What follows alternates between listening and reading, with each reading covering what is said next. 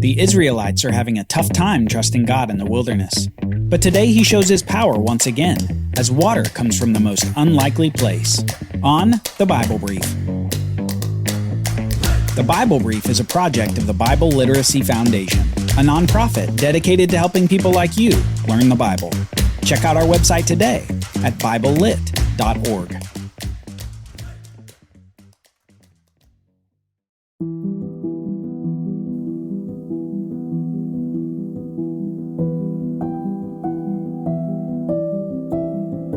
Today, if you hear his voice, do not harden your hearts as at Meribah, as on the day at Massah in the wilderness, when your fathers put me to the test and put me to the proof, though they had seen my work. Psalm 95, verses 7 through 9. God has been testing his people. He's proving out the faith that is there. He's fishing out the areas of unbelief. And he's showing himself faithful to provide over and over again. First, he provided deliverance from the Egyptian slavery through the 10 plagues, followed by the decisive battle against the chariots at the sea. Next, after leading Israel to the bitter water, he miraculously provided the log that made the water sweet and potable. And finally, we saw God lead the people to an oasis at Elim, where he provided abundant water from the natural springs. But that isn't all.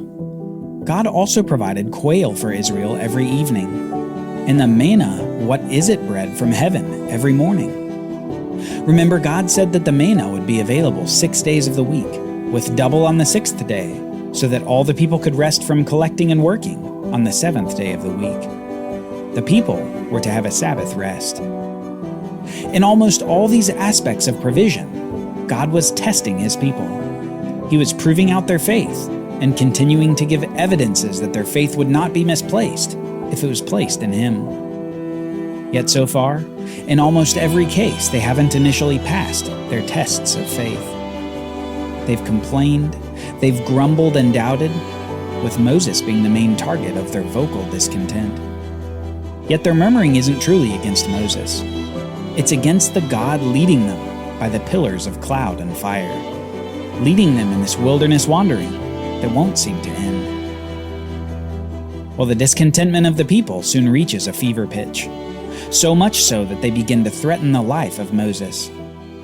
If that weren't enough, they turn the testing around and attempt to test the God who has delivered them from all of their trouble. Let's read, beginning in Exodus 17. All the congregation of the people of Israel moved on from the wilderness of Sin by stages, according to the commandment of the Lord, and camped at Rephidim. But there was no water for the people to drink. Therefore the people quarreled with Moses and said, "Give us water to drink." And Moses said to them, "Why do you quarrel with me? Why do you test the Lord?" But the people thirsted there for water. And the people grumbled against Moses and said, "Why did you bring us up out of Egypt, to kill us and our children and our livestock with thirst?" Now, if you're like me, you may say to yourself, wait a minute, didn't these people just complain about bitter water? Didn't God just provide the sweet water for them with the log? How can they turn around and complain so soon after that miraculous provision? It's not hard to imagine that Moses was thinking the same thing. Soon he goes to the Lord. So Moses cried to the Lord, "What shall I do with this people? They are almost ready to stone me and kill me." And the Lord said to Moses, "Pass on before the people, taking with you some of the elders of Israel, and take in your hand the staff with which you struck the Nile, and go. Behold, I will stand before you there on the rock at Horeb, and you shall strike the rock, and water shall come out of it, and the people will drink." Notice here God's solution involves a reminder of the plagues upon Egypt. God says that Moses is to use the staff that made the Nile bloody, and that he should strike the rock with that same staff. As soon as he strikes it, water will flow from it, and the people will drink. God had made an example out of the Egyptians, and he's subtly saying here that people are not exempt from God's judgments if they continue to rebel. Remember, when he provided them water for the first time, he said, "If you will diligently listen to the voice of the Lord your God, and do that which is right in his eyes, and give ear to his commandments, and keep all his statutes, I will put none of the diseases on you that I put on the Egyptians, for I am the Lord, your healer. God does not like being put to the test, but even with this unwise grumbling of the people of Israel, he provides. Next we see Moses strike the rock and name the place where all this occurs. It says this, "And Moses did so in the sight of the elders of Israel, and he called the name of that place Massah and Meribah, because of the quarreling of the people of Israel, and because they tested the Lord by saying, 'Is the Lord among us or not?'" Moses names this place with two names, Massah, meaning testing, and Meribah, meaning quarreling. This was a place to be remembered for generations to come because of the behavior of the Israelites. They shouldn't have complained, and they shouldn't have tested God. Instead, they simply should have asked God for provision, which he would have graciously granted. Their strife and violence toward Moses was akin to strife and violence toward the God that delivered them from their slavery. And this God would deliver them again, right here where they complain and test him. Because soon we see a nation come into the wilderness in an attempt to snuff out Israel before they come into the land of Canaan. Perhaps this nation had learned of their escape from Egypt without provision and defenses. They may have thought that defeating and plundering the Israelites for the Egyptian gold that they had fled with would be a lucrative endeavor. But this nation, identified as Amalek or the Amalekites, would quickly get in over their head. Let's read the account of this battle, starting in verse 8. Then Amalek came and fought with Israel at Rephidim. So Moses said to Joshua, "Choose for us men and go out and fight with Amalek. Tomorrow I will stand on top of the hill with the staff of God in my hand." So Joshua did as Moses told him, and fought with Amalek, while Moses, Aaron, and Hur went up to the top of the hill. Whenever Moses held up his hand, Israel prevailed, and whenever he lowered his hand, Amalek prevailed. But Moses' hands grew weary, so they took a stone and put it under him, and he sat on it, while Aaron and Hur held up his hands, one on one side and the other on the other side. So his hands were steady until the going down of the sun. And Joshua overwhelmed Amalek and his people with the sword. This battle seems to have been fought not among the soldiers in the valley, but on a different plain altogether. After commissioning his assistant Joshua, Moses goes up on a hill and apparently begins to pray to God with his hands lifted. So long as his hands stay aloft, Israel succeeds.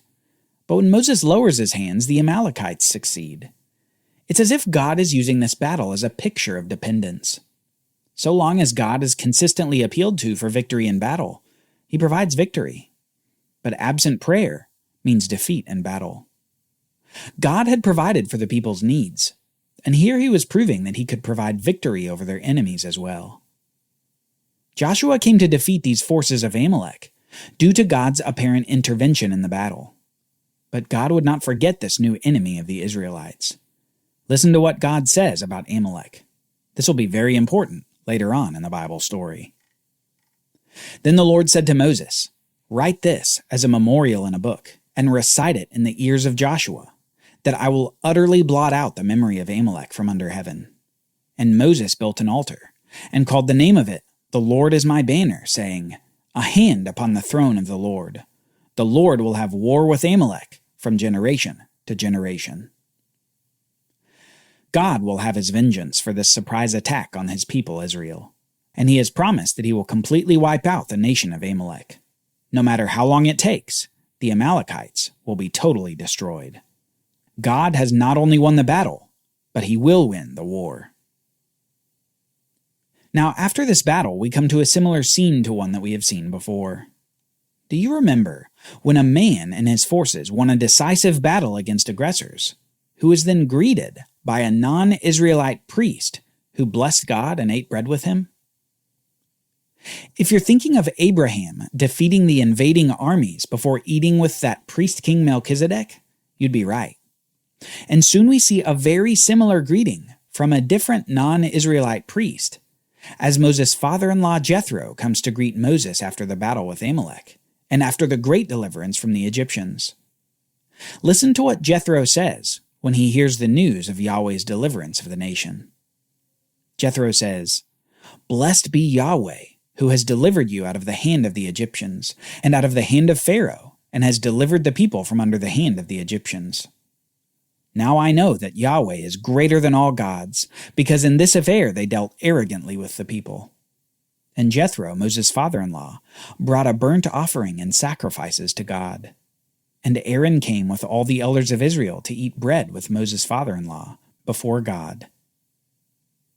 Yet another priest, with no known historical connection to Israel, speaks of the greatness of God and his power in delivering the people from their bondage. This priest then makes a burnt offering and sacrifices to God. It's as though he himself were delivered, even though he was in Midian the whole time. Jethro, Moses' father-in-law, sees the greatness of Yahweh, even as the people of Israel grumble against him. Since the Passover, the Bible doesn't record any offerings or sacrifices completed by the Israelites up to this point. Despite the presence of livestock available for sacrifices, not a single one was apparently given. But this man, Jethro, external to Israel, has sense enough to honor God for his great deliverance. Soon after the Israelites have tested God, Jethro the priest honors him. These Israelites just don't seem to get it. What other signs does God need to provide for them? Did the log not work? Did the oasis not work? Do the pillars of cloud and fire not work? Did the water from the rock not work? Does the success against Amalek not work? What more can God do for them? Well, next time, we'll see God's next move as he leads the people back to the mountain where it all started. Back to the place where he appeared to Moses in a little burning bush. But this time, he won't simply set a bush on fire. He'll set the mountain on fire as he comes to speak to his people.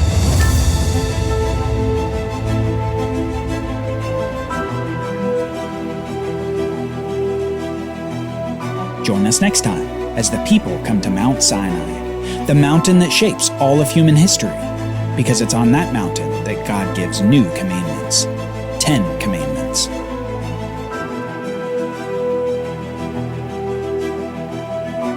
The Bible Brief is brought to you by the Bible Literacy Foundation, dedicated to helping people like you learn the Bible. Copyright Bible Literacy Foundation 2023.